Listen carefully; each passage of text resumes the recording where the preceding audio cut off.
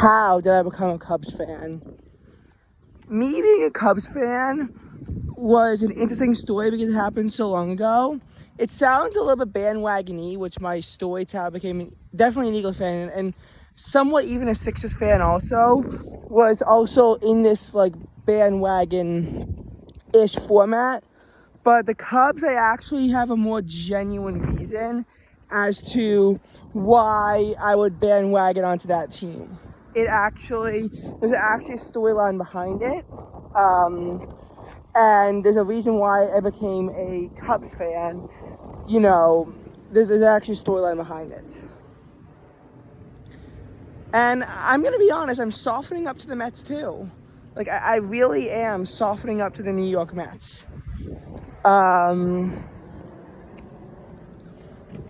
So, like, again, Mets fans, you gotta be patient with me, because for the first time since 2016, I actually prefer the Mets to the Yankees. First time since 2016 that I prefer the Mets to the Yankees. Not that I really care about other teams, so Mets fans, I swear to God, you cannot jump at me. Yankees fans, if you want to, fine, I'm mentally prepared for it.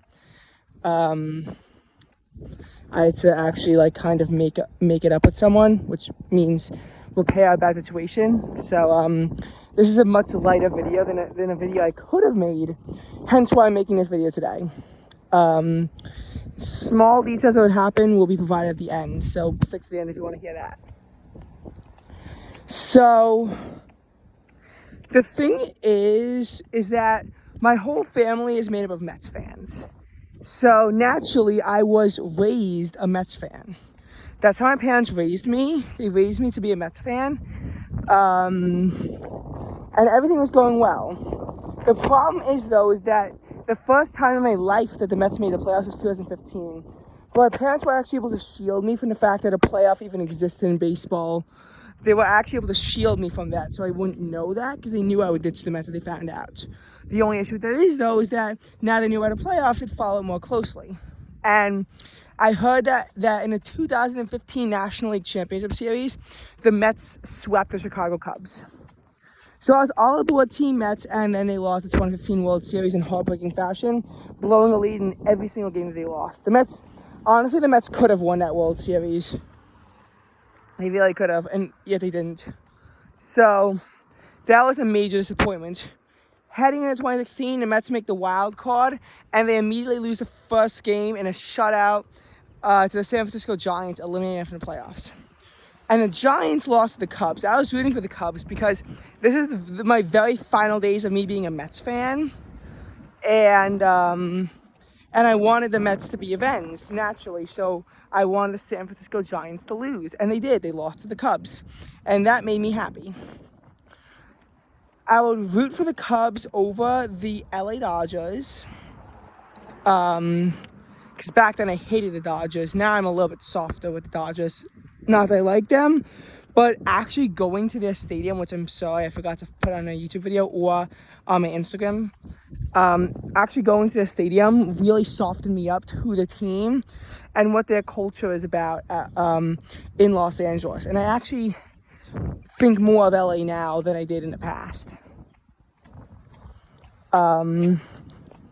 So thank you, Teen Travel Camp. You opened me up to being positive about the Dodgers instead of negative about the Dodgers. And the Cubs beat the Dodgers in the 2016 National League Championship Series, and they actually won the World Series. I want them to win because I heard that while both teams hadn't made the World Series in multiple decades, the Cubs The Cubs hadn't won the World Series in over a century, and they were actually able to do it. 2017 comes along. Cubs play really well again, but they lose the 2017 National League Championship Series. I was pretty happy when they beat the Washington Nationals. And again, I was getting psyched for it. But again, it kind of crushed me that the Cubs lost to the LA Dodgers of all teams. Again, it's the Dodgers. That's back when I actually liked the Astros, but then again, the Astros hadn't done despicable things like cheat back in 2017, well, they did, but we didn't know about that until COVID broke out. 2018 was another hard year as a Cubs fan because I heard the Cubs made the playoffs, but I also heard the Cubs were not able to beat the Milwaukee Brewers to get control of the NL Central title. And then they lost the wild card game against the Colorado Rockies. That was heartbreaking as a Cubs fan. It really was. And 2019 was even more heartbreaking because the Cubs went on a 9-game losing streak that actually wound up eliminating them from the playoffs. They would have made the playoffs, but they were eliminated. Mets also had a similar heartbreak at the end of the 2019 year. COVID comes 2020, and this is when I genuinely became angry at the pandemic.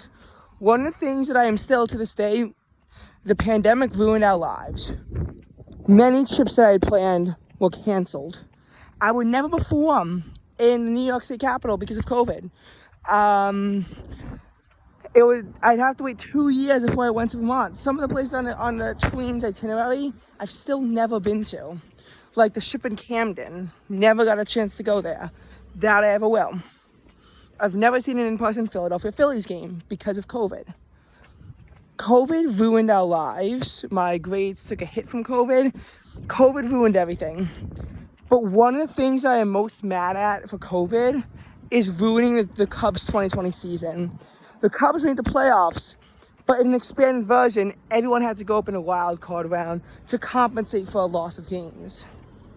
And unfortunately, in the process of all of this, the Cubs lost the first round. They got swept by the Miami Marlins.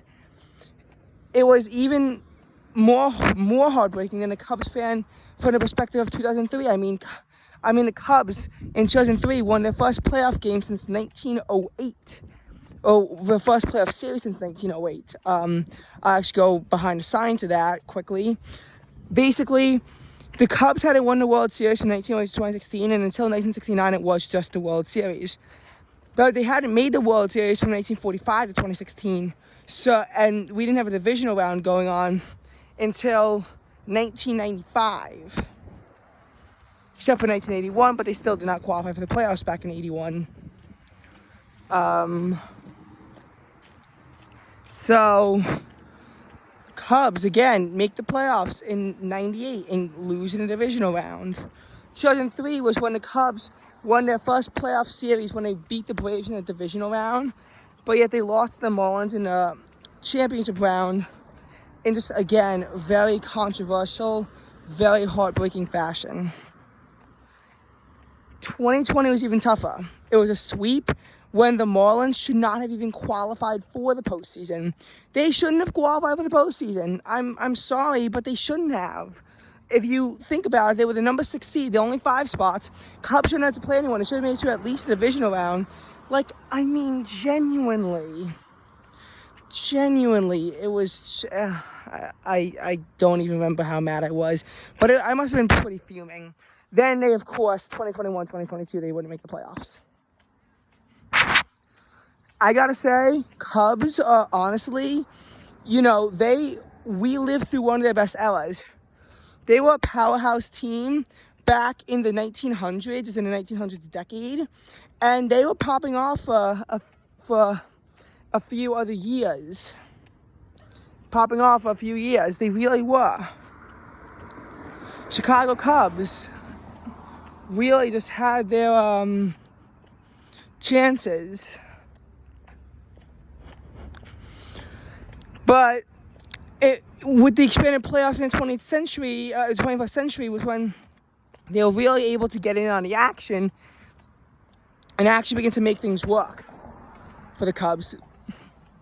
Again, that 2015 to 2018 era, honestly, it's one of the best eras that the Cubs have ever been in. And I got to witness it as a Cubs fan, one of the happiest eras. But not all things are good forever, and I hope the Cubs really don't go back into a slumber when, it begins to suck again. Do I hope for 2022? I think the Cubs have a chance to make the 2022 playoffs, but unless Christopher Noel just has a total breakout, I don't see it happening. Cubs are still 37 wins for 39 losses. And we're in a division that while it's not a good division, I don't know if we can steal a division title off of the Brewers and the Reds. Like, I don't know. There was a time when the Cubs were literally the last place team in the league. Is that the case anymore? No, because other teams started to suck. But you know, it's a hard rebuild for the Cubs, and the fact that they're predicted to split with the Phillies at Wrigley, that's really scary. And again, it's just you have to understand that when it comes, well, football and basketball were definitely bandwagons, but well, especially football. Basketball probably wasn't a bandwagon, because if it was a bandwagon, it probably would have been bandwagoning the Bucks or the Celtics, and I was actually doing it to support Philadelphia sports. But what you have to understand also is that for the Sixers, and even the Eagles too, we don't know if we're going to be able to stick with them. I think I'll be able to stick with them. I might not be able to. That's when you know it's truly bandwagoning. The Cubs almost started off as a bandwagon, but I've been loyal to them even though they suck. And it's been hard as a Cubs fan, especially in 2022 when the Mets made the playoffs. The team that I was once a fan of and I abandoned due to sucking, for once didn't suck. Until the playoffs, when they sucked by losing to the Padres in the wild card round.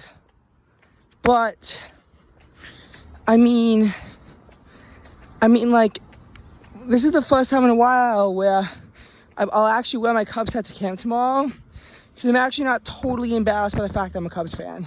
Which for a while I was just truly embarrassed to be a Chicago Cubs fan, but now I feel like I can handle it.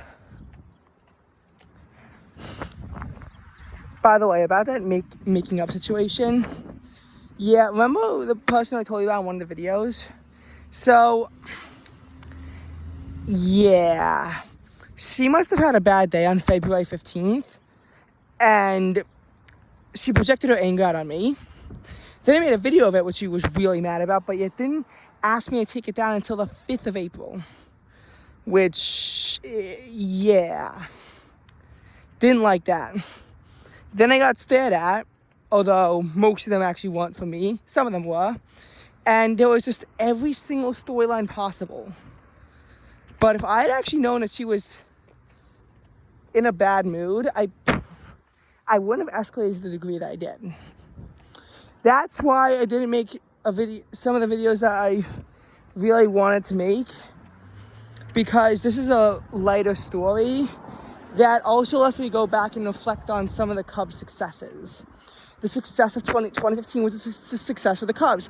2016 was a major success for the Cubs. 2017 was still a good year for the Cubs. Even 2018 wasn't that bad of a year.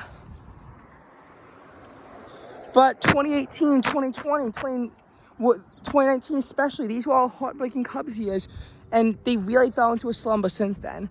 I think the Cubs might be able to come out of it, but we'll see what happens. Right now we have,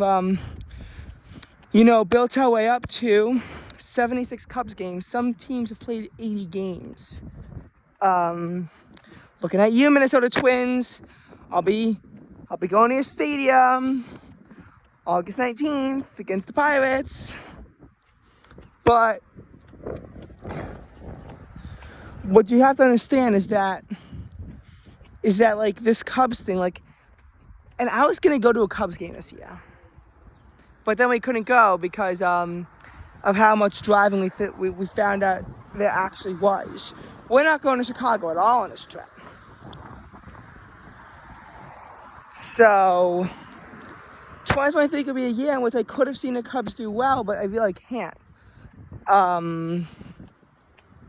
So we'll see how everything goes with the Cubs. I'll have to begin to learn some players' names. Which should have done in August of 22, but I didn't. And we'll just take things step by step. Slowly, have to figure everything out.